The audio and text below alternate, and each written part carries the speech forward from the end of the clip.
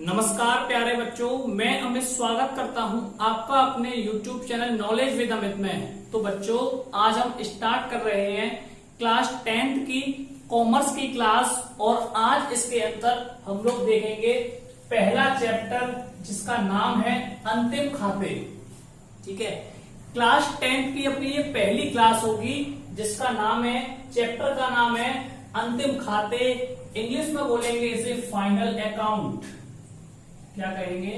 Final account. ठीक है, आज ये जो है अपनी क्लास 10th की कॉमर्स की पहली क्लास होगी। मैं एक एक हेडिंग को आपको लिखते हुए चलूंगा, तो जिससे आप लोग अपने जो नोट्स हैं, ठीक है, नोट्स को अच्छी तरह से बनाते हुए चलें, जिससे आगे पेपरों के टाइम पे आपको कोई परेशानी ना हो। और अगर आप हमारे YouTube चैनल पर नए हैं तो आप सबसे पहले हमारे चैनल को सब्सक्राइब करें, जिससे आगे आने वाली वीडियो हमारी आसानी से मिल जाए। ठीक है, हमारी जो वीडियो है वो आपको आसानी से मिल जाए। तो सबसे पहली हेडिंग है अंतिम खाते से आशय।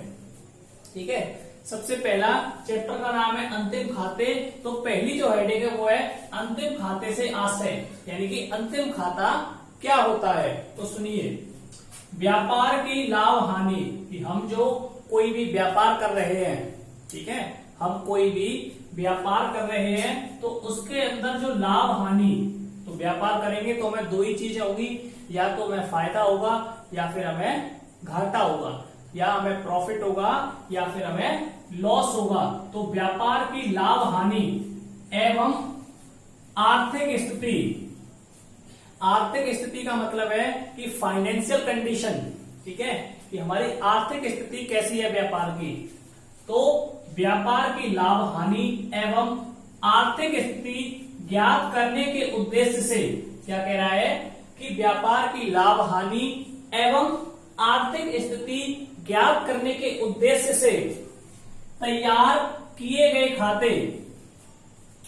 ठीक है, लाभ हानि एवं आर्थिक स्थिति को ज्ञात करने के उद्देश्य से तैयार किए गए खाते अंतिम खाते कहलाते हैं। तो बहुत सिंपल सी, बहुत ही प्यारी सी डेफिनेशन है कि व्यापार की लाभ हानि, कि हम कोई भी व्यापार कर रहे हैं तो उसमें हमें घाटा हो रहा है या हमें फायदा हो रहा है। तो लाभ हानि एवं आर्थिक स्थिति, कि हमारी जो फाइनेंशियल जो कंडीशन है वो कैसी है, तो उसे ज्ञात करने के लिए, ठीक है, उसे ज्ञात करने के लिए उस उद्देश्य से जो अकाउंट ओपन किया जाए, जो अकाउंट खोला जाए, उसे हम कहते हैं अंतिम खाता। ठीक है, तो यही डेफिनेशन आप लोगों को लिखनी है। इसी की एक और परिभाषा है। ठीक है, एक और परिभाषा है, तो उसे भी सुनिए। ये खाते वर्ष की समाप्ति पर, ये खाते कब खोले जाते हैं? जब वर्ष की क्या हो? समाप्ति हो। ठीक है, वर्ष की समाप्ति यानी कि साल जो एंड होने वाला हो। ये खाते वर्ष की समाप्ति पर सबसे अंत में तैयार किए जाते हैं। ठीक है, कब? पहला पॉइंट है वर्ष की समाप्ति पर। ठीक है, वर्ष की समाप्ति हो और सबसे अंत में तैयार किए जाते हैं, इसलिए इन्हें वार्षिक खाते भी कहते हैं। आगे बात समझ में, कि ये खाते वर्ष के अंत में खोले जाते हैं। ये खाते वर्ष के सबसे अंत में तैयार किए जाते हैं, इसलिए इन खातों को वार्षिक खाते भी कहते हैं। अब ये जो अंतिम खाते हैं, ठीक है, अंतिम खाते के जो प्रकार है, तो ये चार प्रकार के होते हैं। तो इनका जो प्रकार है वो कितने हैं? चार प्रकार। पहला है निर्माण खाता। पहला पॉइंट क्या है? निर्माण खाता। दूसरा रहेगा व्यापार खाता। दूसरा क्या है? व्यापार खाता। तीसरा है लाभ हानि खाता। तीसरा लाभ हानि, और चौथा आर्थिक चिट्ठा। तो ये जो अकाउंट होते हैं अंतिम खाते के, कितने होते हैं? चार होते हैं। निर्माण, व्यापार, लाभ हानि और आर्थिक। अब हम ये जो चार दे रखे हैं इनको एक एक करके, यानी कि इनकी क्या परिभाषा होती है उसके अनुसार हम लोग आगे बढ़ते हैं। अब हम लोग देखते हैं निर्माण खाता। तो निर्माण खाता को हम लोग इंग्लिश में बोलेंगे मैन्युफैक्चरिंग अकाउंट। इंग्लिश में क्या बोलेंगे इसे? Manufacturing account. हिंदी में निर्माण खाता। तो निर्माण खाता क्या होता है? देखिए, जो संस्थाएं का मतलब है कि कोई कंपनी है या कोई कारखाना है, कोई कंपनी या कारखाना या कोई दुकान, ठीक है, किसी भी प्रकार का कोई फर्म हो या कोई क्या हो, कोई फर्म हो, या तो कोई कंपनी हो, कोई कारखाना हो, कोई दुकान हो, कोई फर्म हो, या फिर कोई ऑफिस हो, ठीक है, ऑफिस, स्कूल, यानी कुछ भी, किसी भी प्रकार की कोई कंपनी हो। तो क्या कह रहा है कि जो संस्थाएं वस्तुओं का निर्माण करती हैं, जो संस्थाएं वस्तुओं का निर्माण, जैसे कि पार्ले कंपनी हो गई, ठीक है, पार्ले हो गई या कुछ भी हो गई, XYZ, कोई भी कंपनी, जो संस्थाएं वस्तुओं का निर्माण करती हैं, वो संस्था जो वस्तुओं का निर्माण करती हैं, यानी कि किसी कंपनी, जैसे पार्ले की कंपनी ने पार्ले की टॉफी बनाई, ठीक है, टॉफी बनाई, तो वो कंपनी क्या करेगी? वर्ष के अंत में या वर्ष के दौरान, या तो साल के अंत में या फिर उसी साल के बीच में के दौरान, कारखाने में हुई उत्पादन लागत, उत्पादन यानी कि उसने जो प्रोडक्ट बनाया उसमें उसकी जो लागत है, यानी जो खर्चा हुआ, जैसे 50,000 का खर्चा हुआ मानो, ठीक है, तो वर्ष के दौरान कारखाने में हुई उत्पादन लागत ज्ञात करने हेतु निर्माण खाता बनाती है कि हमने जो है कि एक साल में हमारी जो है कितना हमने उत्पादन किया, ठीक है, तो उत्पादन लागत ज्ञात करने हेतु निर्माण खाता बनाती है। जो वस्तुओं के निर्माण, जो वस्तु निर्माण कर रहे हैं, जैसे पार्ले कंपनी टॉफी बना रही है या बिस्किट बना रही है, तो वस्तुओं के निर्माण या उत्पादन के कार्य में संलग्न है, इसे उत्पादन खाता भी कहते हैं। तो ये बात तुम्हारी समझ में आ गई होगी कि निर्माण खाता क्या होता है। तो निर्माण खाता वो होता है जो या तो साल के अंत में या साल के भीतर जो भी कंपनी है, तो कंपनी क्या कर रही है कि वस्तुओं का निर्माण करती है, वो वर्ष के अंत में या वर्ष के दौरान कारखाने में हुई उत्पादन लागत, यानी हमारा जो कितना इस साल का जो हमने कितने का उत्पादन किया, तो उसको ज्ञात करने हेतु एक खाता बनाती है। उस खाते को हम लोग क्या कहते हैं? निर्माण खाता कहते हैं। जो वस्तुओं के निर्माण में, ठीक है, निर्माण का मतलब होता है कि मैन्युफैक्चर, तो वस्तुएं जो उसने बनाई, वस्तुओं का निर्माण हुआ या उत्पादन कार्य में संलग्न है, इसे उत्पादन खाता भी कहते हैं। तो प्यारे बच्चों, यहां तक आप सभी की समझ में आ रहा होगा। अब हम लोग आगे देखेंगे कि जो निर्माण खाता जो होता है, क्या देखेंगे कि निर्माण खाता जो है, तो उसको जो तैयार करते हैं, निर्माण खाते को किस प्रकार तैयार करते हैं। तो चलिए आगे देखते हैं। अब हम लोग देख रहे हैं कि जो निर्माण खाता जो होता है, निर्माण खाता किस प्रकार से हम लोग तैयार करते हैं, ठीक है, कि जो निर्माण खाता जो बनता है वो किस प्रकार से तैयार किया जाता है, यानी preparation of manufacturing account, English में बोलेंगे इसे प्रिपरेशन ऑफ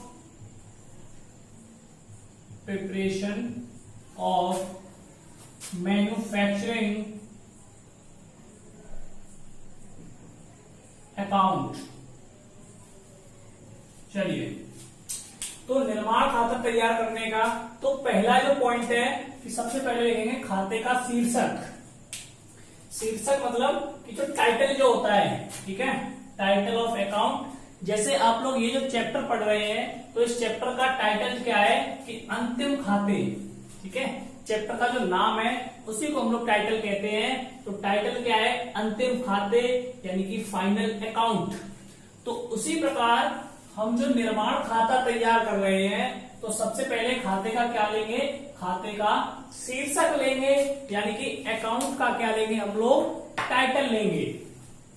ठीक है, तो निर्माण खाते का शीर्षक निम्नलिखित होता है, यानी कि निर्माण खाता हम जो ले रहे हैं, ठीक है, निर्माण खाते का जो शीर्षक ले रहे हैं उसको किस प्रकार से लिखेंगे। बच्चों, आप लोगों को ये क्लास अच्छी लग रही है तो आप लोग प्लीज हमारे YouTube चैनल को सब्सक्राइब करें, जिससे आगे आने वाली वीडियो आप लोगों तक आसानी से मिल सके। तो निर्माण खाता जो होता है तो उसका जो शीर्षक है तो यहां लिखेंगे सबसे पहले निर्माण खाता। ठीक है, तो निर्माण खाते में सबसे पहले हम लोग क्या लेते हैं, तो सबसे पहले हम लोग लेते हैं डेट। सबसे पहले दिनांक लिखेंगे, जैसे अच्छा, जो खाते बनते हैं वो या सबसे बनते हैं 1 अप्रैल से। ठीक है, 1 अप्रैल जैसे 2020, ठीक है, 1 अप्रैल 2020। और ये जो खत्म कब होगा, 31 मार्च 2021 को। ठीक है, ये जो खाते जो बनते हैं हमारे वो किस प्रकार से बनते हैं कि 1 अप्रैल से, अपने यहाँ 1 अप्रैल से ज्यादातर बनते हैं, और या फिर 1 अप्रैल से ना बन के तो 1 जनवरी से बनेंगे, 1 जनवरी 2020 और 31 दिसंबर 2020। तो हमारे भारत में जो खाते बनते हैं वो ज्यादातर 1 अप्रैल से ही शुरू होते हैं। ठीक है, 1 अप्रैल से और 31 मार्च को क्या है उनका एंड हो जाता है। तो यहाँ निर्माण खाते की बात कर रहे हैं तो सबसे पहले दिनांक आ जाएगी, यहां हम लोग क्या डालेंगे, डेट डालेंगे, इस तारीख को खाता स्टार्ट हुआ। फिर समाप्त होने वाले वर्ष का, यानी दिनांक जिस वर्ष को समाप्त हो रहा है, जैसे 2020, डेट डाल देंगे 31 मार्च 2020। ठीक है, इंग्लिश में बोलेंगे तो इसे इंग्लिश में किस प्रकार लिखेंगे, तो इंग्लिश में यहां लिखेंगे मैन्युफैक्चरिंग अकाउंट, यानी कि निर्माण खाता, manufacturing account for the year of ending, यानी कि समाप्त होने वाले वर्ष का डेट डालेंगे। तो डेट जैसे यहां 31 मार्च, अब 2020 का खाता। ठीक है, तो जैसे यहां 31 मार्च बोले, एंडिंग की डेट डालेंगे तो 2020, और या फिर 1 दिसंबर 2020। ठीक है, डेट तो हम लोग उस हिसाब से कंपनी के हिसाब से डाल देंगे। तो पहला पॉइंट यहां आप लोग को क्या समझना है, पहला पॉइंट है कि खाते का शीर्षक।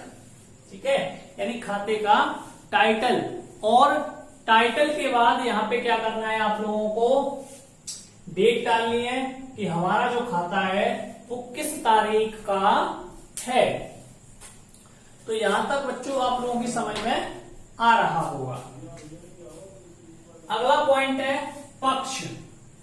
पक्ष यानी कि इंग्लिश में बोलेंगे हम लोग इसे साइड, इंग्लिश में क्या कहेंगे इसे, साइड।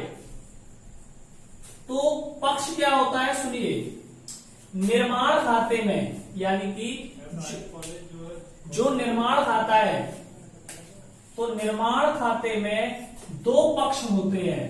पहला पॉइंट कि निर्माण खाते में कितने पक्ष होते हैं, तो यहां याद रखना है कि 2 पक्ष होते हैं। कितने पक्ष होते हैं, 2 पक्ष होते हैं।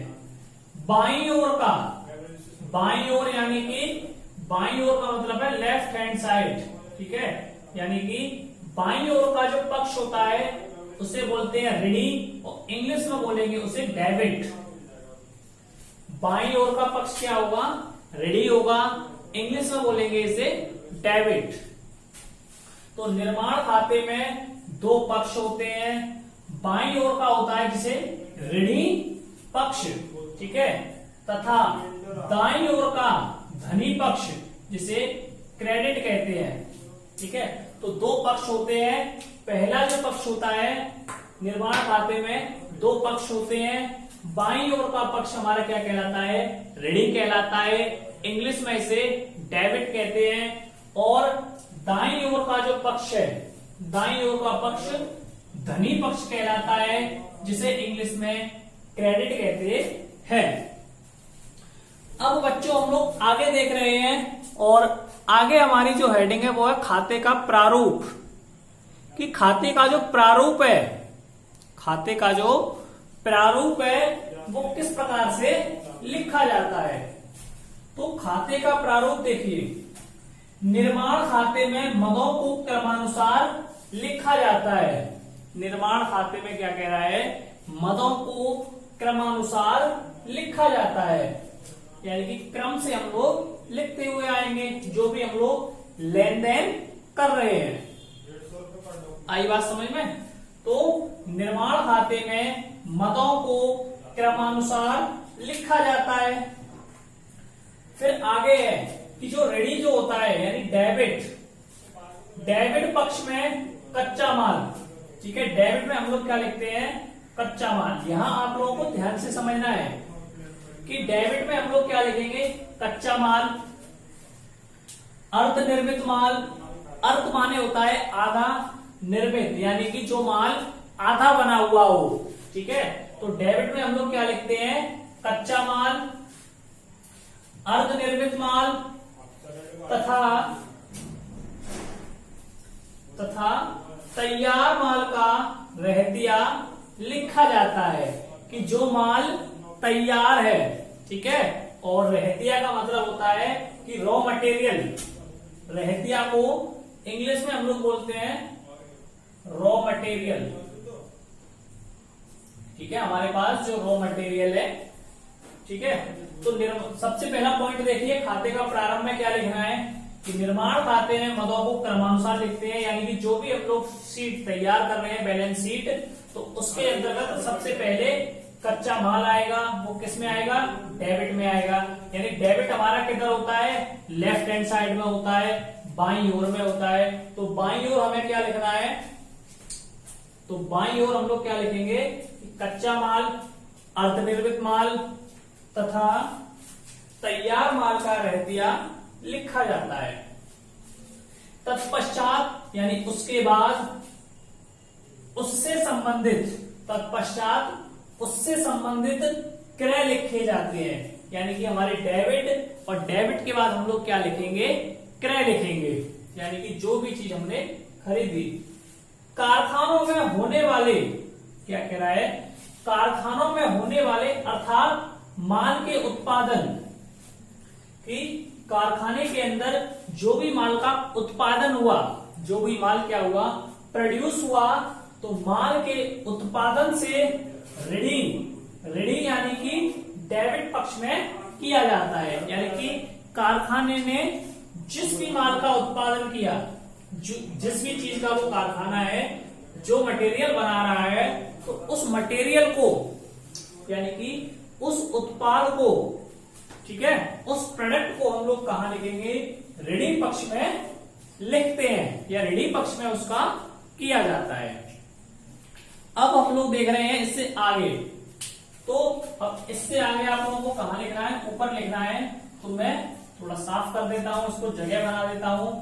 और बच्चों, आप लोगों को ये वीडियो अच्छी लग रही है तो प्लीज आप लोग हमारे चैनल को सब्सक्राइब करें, जिससे हम लोग आपके लिए और ज्यादा मेहनत कर सकें और इससे भी अच्छी जो वीडियो है वो आप लोगों को दे सकें, ठीक है।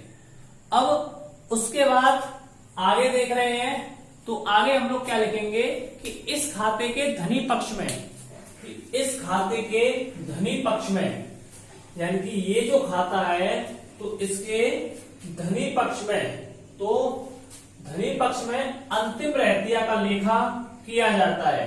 धनी पक्ष का मतलब होता है कि क्रेडिट में एक तरफ तो हम लोग लिखते हैं ऋणी पक्ष और दूसरी तरफ धनी पक्ष। तो धनी पक्ष का मतलब है कि क्रेडिट साइड जो होगी, यानी कि जो आरएचएस जो होगा, ठीक है, धनी पक्ष किधर आएगा, इधर आएगा आरएचएस में, और ऋणी पक्ष आएगा इधर एलएचएस में। तो इस खाते के धनी पक्ष में अंतिम रहतिया का लेखा किया जाता है, यानी कि धनी पक्ष में क्या किया जाएगा, अंतिम रहतिया का लेखा किया जाएगा। तथा ऋणी एवं धनी दोनों पक्षों का योग लगाकर अंतर की राशि को धनी पक्ष में उत्पादन से दिखाया जाता है। यानी कि लास्ट में क्या होगा कि दोनों को जोड़ा जाएगा, क्रेडिट को और डेबिट को। तो ऋणी एवं धनी दोनों पक्षों का योग करके, यानी दोनों साइड के जितने पैसे हैं उसका टोटल किया जाएगा। ठीक है, तो योग लगाकर अंतर की राशि को, यानी कि उनमें जो डिफरेंस आ रहा है, ठीक है, जैसे पैसे एक तरफ ज्यादा आ रहे हैं एक तरफ कम आ रहे हैं, तो अंतर की राशि को धनी पक्ष में उत्पादन से दिखाया जाता है। तो जितना डिफरेंस आएगा तो डिफरेंस वाले पैसे को धनी पक्ष में, यानी कि क्रेडिट साइड में उत्पादन से दिखा देते हैं। यह उस वस्तु की उत्पादन लागत होती है जिसे व्यापार खाते के ऋणी पक्ष में किया जाता है। तो इस प्रकार से यहां हम लोगों ने सीखा कि किस प्रकार से निर्माण खाता जो है, निर्माण खाते को तैयार किया जाता है। अब निर्माण खाता किस प्रकार का होता है, उसका प्रारूप कैसा होता है, अब मैं आप लोगों के सामने प्रस्तुत कर रहा हूं। तो चलिए अब हम लोग देखते हैं निर्माण खाते का प्रारूप। पहले तो मैं यहां इस प्रकार से लिख के ब्लैक बोर्ड पे समझा दूंगा, फिर उसके बाद स्लाइड्स के द्वारा एक स्लाइड का भी मैं जो है फोटो यहां दे दूंगा, उसमें से भी आप लोग कर सकते हैं। पर पहले समझाने के लिए मैं बोर्ड पे लिख के ही समझाऊंगा, उसके बाद स्लाइड्स लगा दूंगा। तो ये जो खाता है, इस प्रकार का जो खाता है आपका, ये निर्माण खाते का प्रारूप कहलाता है। यानी इस प्रकार का खाता आपका निर्माण खाता कहलाता है। तो आपको इसी प्रकार से बनाना है। और आगे वैसे तो मैंने बोर्ड के ऊपर समझा दिया है कि किस प्रकार से इस खाते को हम लोग तैयार करते हैं। तो चलिए अब हम लोग देखते हैं आगे। तो अब हम लोग देखते हैं कि जो निर्माण खाता होता है, तो निर्माण खाते का जो प्रारूप है, यानी कि निर्माण खाते का जो फॉर्मेट है वो किस प्रकार का होता है। तो आप लोगों को भी इसी प्रकार से खाता तैयार करना है। तो देखिए, सबसे पहले मैन्युफैक्चरिंग अकाउंट, यानी कि निर्माण खाता। ठीक है, सबसे पहले हम लोग क्या लिखेंगे, मैन्युफैक्चरिंग अकाउंट। उससे आगे for the year of ending, यानी कि उसके बाद हम लोग क्या डालेंगे, डेट डालेंगे कि हमारा जो खाता है, वो किस सन का है। जैसे यहां लिख देंगे 2020 और डेट डाल के। उसके बाद अच्छा, मैंने आप लोगों को एक चीज नहीं बताई है कि जो ऋणी पक्ष जो होता है उसे डीआर से लिखते हैं, ये तो आपको पता है, डी यानी कि डेबिट और इधर क्रेडिट, ये चीज भी आप लोगों को बता दी है। अब डीआर क्रेडिट के बाद ये लिखा है पार्टिकुलर, इधर अमाउंट, यहां पार्टिकुलर्स और अमाउंट। तो पार्टिकुलर का मतलब होता है हिंदी में विवरण। क्या होता है, विवरण। यहां भी आप लोग लिख सकते हो, मैंने इंग्लिश में कराया है, अगर हिंदी में भी कहोगे तो सी एक स्लाइड्स लगा दूंगा। ठीक है, स्लाइड में दोनों की लगा दूंगा, हिंदी की भी और इंग्लिश की भी। तो पार्टिकुलर का मतलब होगा विवरण। अमाउंट का जो मतलब होगा, तो अमाउंट का मतलब होगा धनराशि। अमाउंट का मतलब क्या होगा, धनराशि। चलिए आगे। सबसे पहले अच्छा एक चीज और है कि इन जो खातों कुछ भी लेन देन करेंगे, अगर हिंदी में, अगर इंग्लिश में लिख रहे हैं तो टू से स्टार्ट करेंगे, और अगर हिंदी में हुआ तो उसके अंदर लगाएंगे का। तो to opening stock, to opening stock का मतलब है कि प्रारंभिक रहतिया, मतलब हमने जब जो खाता स्टार्ट किया तब हमारे पास कितना पैसा था, वो पैसा रॉ मटेरियल। रॉ मटेरियल का अर्थ है कि कच्चा माल, ठीक है ना, कि कच्चा माल हमारे पास कितने रुपए का है। Working in progress, working in progress का मतलब है कि अर्ध निर्मित माल, यानी कि जो माल अभी प्रोसेस में चल रहा है, ठीक है, यानी कि बन रहा है। तो कुल पूरे का रॉ मटेरियल कितने का है, वर्किंग इन प्रोग्रेस में जो अपने पास जो माल है वो कितने रुपए का है, और कुल मिला के पूरा हम लोग यहाँ पे लिख देंगे। ठीक है, to opening stock, raw material, working in progress यानी कच्चा माल, फिर यहाँ अमाउंट यानी पैसा कितना है लिख देंगे। उसके बाद आगे सेकंड में to purchase account. Purchase account का मतलब है कि हमने जो है मान लिया कच्चा माल लिया या परचेस किया, वो कितने का किया यानी परचेस, और फिर रिटर्न किया यानी कि वापसी की। ठीक है, परचेस यानी कि खाते का, तो परचेस और रिटर्न, रिटर्न यानी कि हमने वापसी जो करी उसका भी यह लिख देंगे। फिर मैन्युफैक्चरिंग, ठीक है, मैन्युफैक्चरिंग यानी निर्माण जो किया। एक्सपेंसेस यानी कि खर्चे कितने हुए हमारे, ठीक है, खर्चा अकाउंट। वेजेस, कैरिज इनवर्ड यानी कि माल को लाने ले जाने में जो भाड़ा लगा उस भाड़े के। सैलरी ऑफ फैक्ट्री यानी फैक्ट्री में जो मजदूर है उनकी सैलरी भी आएगी। वॉचमैन अकाउंट यानी कि वॉचमैन के खाते में भी पैसे डाले गए। तो इस प्रकार से जो भी खर्चे होंगे, ठीक है, जो भी खर्चे होंगे फैक्ट्री को या फर्म को, तो वो सारे किधर आएंगे, डेबिट में लिखे जाएंगे। अब हमने जो माल बेचा तो सेल्स ऑफ स्टॉक। अच्छा, यहां जैसे 2 से स्टार्ट कर रहे हैं यानी कि डेबिट में तो हम लोग लिखेंगे 2 से, और क्रेडिट जो होगा क्रेडिट में लिखेंगे Y से। ठीक है, Y से शुरुआत करेंगे। तो अब हमने माल बेचा तो बाय सेल्स ऑफ स्टॉक यानी कि हमने जो है कच्चे माल को बेचा। ठीक है, कच्चे माल के विक्रय से तो जो धनराशि प्राप्त हुई वो हम यहां लिखेंगे। ठीक है, जो पैसा हमारे पास आ रहा है तो आने वाले को क्रेडिट अकाउंट में। क्लोजिंग स्टॉक, क्लोजिंग स्टॉक का मतलब है कि अंतिम रहतिया यानी कि लास्ट में हमारे पास स्टॉक कितना बच गया बेचने के बाद, तो वो। फिर रॉ मटेरियल, तो रॉ मटेरियल का मतलब है कच्चा माल। कच्चा माल हमारे पास कितने रुपए का है। वर्किंग इन प्रोग्रेस यानी कि वो जो उसका वर्क चल रहा है यानी कि अर्धनिर्मित जो माल है उसे हम यहां लिखेंगे। और फिर तीनों का कुल मिला के इस जगह पे एक फाइनल दे देंगे। ठीक है, by cost of production, by cost of production यानी कि उत्पादन जो हुआ, ठीक है, यानी उत्पादन लागत, हिंदी में कहेंगे इसे उत्पादन लागत। फिर ट्रांसफर्ड टू ट्रेडिंग अकाउंट यानी व्यापार खाते में अंतरित वो पैसा यहां। और लास्ट में क्या करेंगे कि इसको जोड़ेंगे, जैसे यहां आ गया 10,000, ठीक है 10,000, और इधर भी आना चाहिए हमारा कितना 10,000। ठीक है, लास्ट में मिलाया तो यहां भी आना चाहिए 10,000। तो अगर दोनों बैलेंस शीट आ रही है सही, दोनों के जो आंसर है कैसे आ रहे हैं, अगर बराबर आ रहे हैं, दोनों के आंसर अगर बराबर आ रहे हैं तो इसका मतलब ये है कि हमारा जो अकाउंट है वो कैसा है, सही चल रहा है। ठीक है, तो इस प्रकार से ये जो बैलेंस शीट है आपकी निर्माण खाते की ये कंप्लीट होती है। अब हम नेक्स्ट हेडिंग देखते हैं, व्यापार खाता। व्यापार खाता क्या होता है, कितने प्रकार का होता है, तो अब हम देखते हैं नेक्स्ट हेडिंग। अब हम लोग देखते हैं कि व्यापार खाता क्या होता है। तो व्यापार खाता की जो डेफिनेशन है वो क्या है, तो व्यापार खाते को इंग्लिश में बोलेंगे ट्रेडिंग अकाउंट। इंग्लिश में क्या कहेंगे हम लोग, ट्रेडिंग अकाउंट।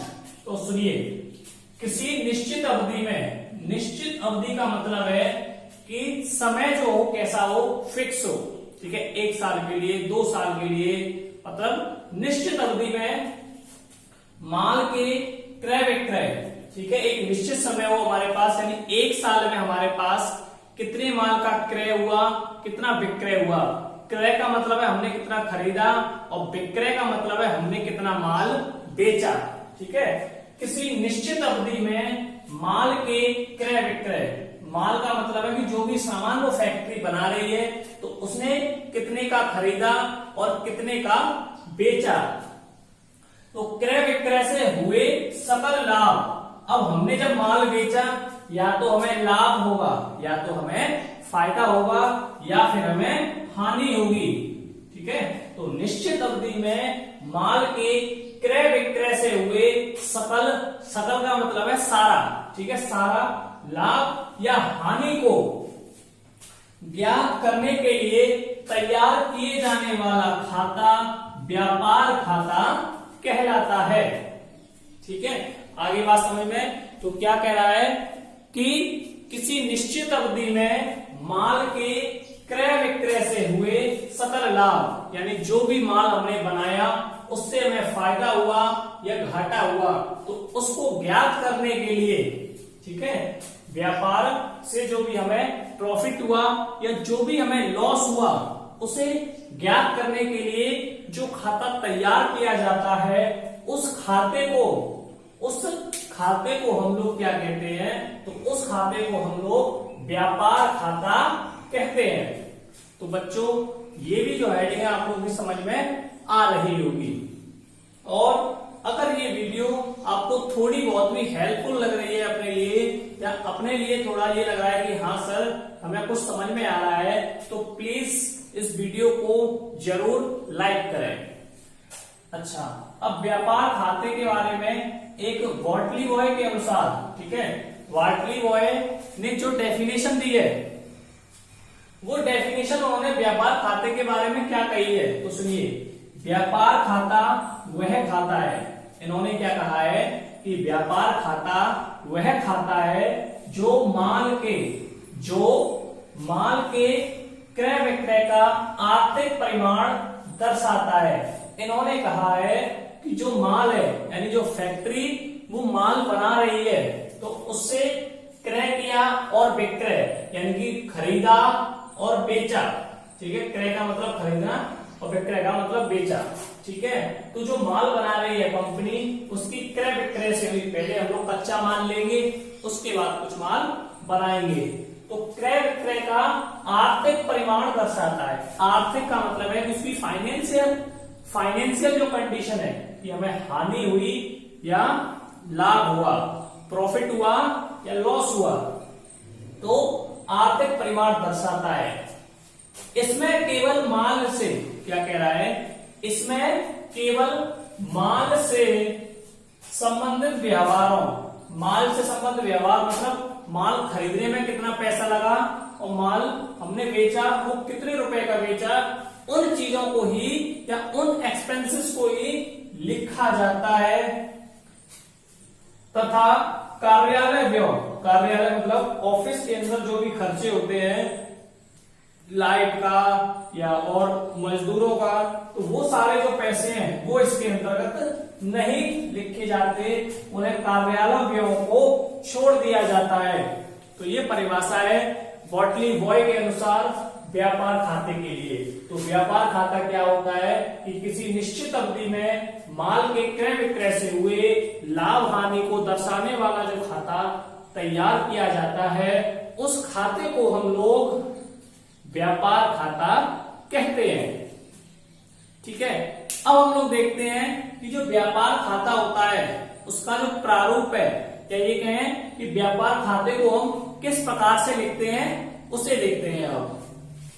अब हम लोग देखते हैं कि जो व्यापार खाता जो होता है, तो व्यापार खाते को तैयार करना, व्यापार खाते को किस प्रकार तैयार किया जाता है, यानी preparing to trading account, preparing to trading account, यानी कि व्यापार खाते को तैयार करना।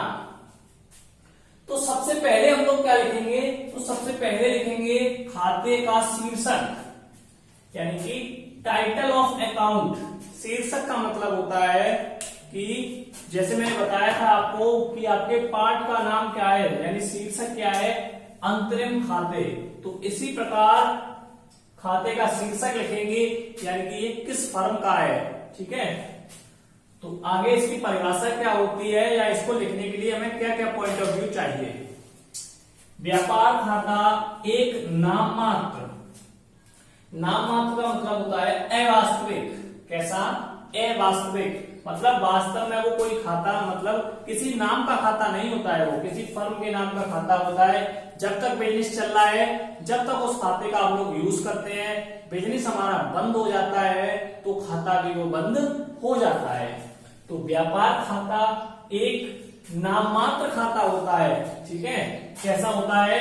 एक नाम मात्र खाता होता है जो एक विशेष अवधि यानी कि जैसे हमने 1 अप्रैल से स्टार्ट किया और 1 अप्रैल से कब तक चलेगा? 31 मार्च तक। ठीक है, अवधि हमारी कौन सी रहेगी? 1 अप्रैल से वो खाता स्टार्ट होगा और 31 मार्च तक वो खाता क्लोज हो जाएगा। तो व्यापार खाता क्या होता है? तो व्यापार खाता एक नाम मात्र खाता होता है जो विशेष अवधि के लिए खोला जाता है। तो यानी व्यापार खाते हम किस प्रकार तैयार कर रहे हैं? तो सबसे पहले उसका शीर्षक लिखेंगे, यानी सबसे पहले उसका टाइटल लिखेंगे। सेकंड पॉइंट है हमारा पक्ष। पक्ष को हम लोग इंग्लिश में कहते हैं साइड। तो प्रत्येक जो भी खाता होगा उसके 2 पक्ष होते हैं। कितने? 2 पक्ष होते हैं। तो व्यापार खाते में 2 पक्ष होते हैं। व्यापार खाते में कितने पक्ष होते हैं? तो व्यापार खाते में 2 पक्ष होते हैं। बाईं ओर का ऋणी, मैंने पहले ही बताया है कि इधर वाला जो पक्ष होगा वो डेबिट कहलाएगा या हिंदी में उसे कहेंगे ऋणी। और दाईं ओर का पक्ष जो होगा, दाईं ओर का क्या कहलाएगा? धनी या क्रेडिट पक्ष कहलाता है। तो पक्ष कितने होते हैं? तो खाते में 2 पक्ष होते हैं, पहला ऋणी और दूसरा धनी। अब बात आई इन्हें लिखेंगे किधर? तो बाईं ओर लिखेंगे ऋणी को और दाईं ओर लिखेंगे धनी को। अब अगला पॉइंट है कि ये जो खाता होता है इसका प्रारंभ हम किस प्रकार करेंगे? ठीक है, इसकी जो शुरुआत है, शुरुआत किस प्रकार करेंगे? यानी खाते का प्रारंभ entering of account, entering of account. तो व्यापार खाते में मदें एक निश्चित क्रम में लिखी जाती है। क्या कह रहा है? कि व्यापार खाते में मदें एक निश्चित क्रम में लिखी जाती है। तो यानी कि मदें जो होंगी, व्यापार की जो मदें होंगी तो वो एक तरफ लिखी जाएंगी।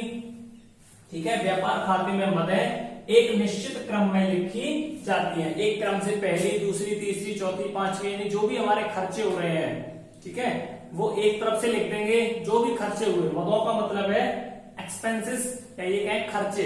ठीक है, हमारे जो खर्चे हो रहे हैं वो एक तरफ लिखेंगे। सर्वप्रथम खाते के ऋणी पक्ष में, ऋणी पक्ष जो होता है कौन सा होता है? डेबिट, यानी कि इधर वाला हिस्सा जो होगा, ये वाला हिस्सा। तो सर्वप्रथम खाते के ऋणी पक्ष में प्रारंभिक रहतिया, क्या कह रहा है? प्रारंभिक रहतिया। प्रारंभिक रहतिया का मतलब है ओपनिंग स्टॉक। क्या है? ओपनिंग स्टॉक की जैसे हम कोई काम स्टार्ट करते हैं तो पहले उसमें हमें क्या लगाना पड़ता है? कुछ पैसा लगाना पड़ता है। ठीक है, या किसी दूसरी चीज का, जैसे हम लोग कोई दुकान खोल रहे हैं तो सामान हमें लाना है, तो वो सामान जो आएगा वो भी किसका आएगा? पैसों का आएगा। तो उस पैसों को हम लोग क्या कहेंगे? जो शुरू में लगाते हैं उसे कहेंगे प्रारंभिक रहतिया, यानी कि ओपनिंग स्टॉक। जैसे हम लोग हिंदी में कहेंगे प्रारंभिक रहतिया, इंग्लिश में कहेंगे ओपनिंग स्टॉक। तो सर्वप्रथम खाते के ऋणी पक्ष में प्रारंभिक रहतिया का लेखा किया जाता है। ठीक है, सर्वप्रथम यानी सबसे पहले क्या करेंगे? प्रारंभिक रहतिया का लेखा किया जाएगा, उसके बारे में लिखा जाएगा। उसके बाद क्रय में से, यानी कि जो क्रय हमारी, ठीक है, उसके बाद क्रय यानी कि जो भी हम खरीद रहे हैं, तो उसके बाद क्रय में से क्रय वापसी को घटाकर कुल क्रय लिखा जाता है। यानी उसके बाद जो हमने क्रय किया सामान, तो उस क्रय में से हम लोग क्या करेंगे? जो वापसी हुई है उस वापसी को क्रय में से घटाकर कुल क्रय लिख देते हैं। और इस प्रकार व्यवसाय में होने वाले समस्त प्रत्यक्ष व्ययों का लेखा किया जाता है। यानी जो भी हमें खर्चे किए, ठीक है, जो भी माल हमने खरीदा, वो सब इसके अंदर लिखा जाता है। तो इस प्रकार से हम लोग किसको लिखते हैं? व्यापार खाता हमारा तैयार होता है। अब आज की वीडियो को हम लोग यहीं पे समाप्त करते हैं और नेक्स्ट जो वीडियो होगी अपनी, ठीक है, पार्ट 1 यहाँ पे अपना कंप्लीट होता है। अब पार्ट 2 में हम लोग क्या करेंगे कि इसके आगे का यानी जो व्यापार खाता जो होता है उसका जो फॉर्मेट होगा, यानी व्यापार खाते का प्रारूप किस प्रकार का होगा और आगे के चैप्टर को हम लोग कंप्लीट करेंगे। यहां तक अगर किसी बच्चे को कोई परेशानी हो या कोई चीज समझ में ना आए तो वो हमें कमेंट कर सकता है, हमारा कमेंट बॉक्स आपके लिए खुला है। और अगर आपको ये वीडियो अच्छी लगी हो तो प्लीज आप लोग हमारे चैनल को सब्सक्राइब करें और इस वीडियो को अपने दोस्तों के साथ जरूर शेयर करें। जय हिंद, जय भारत।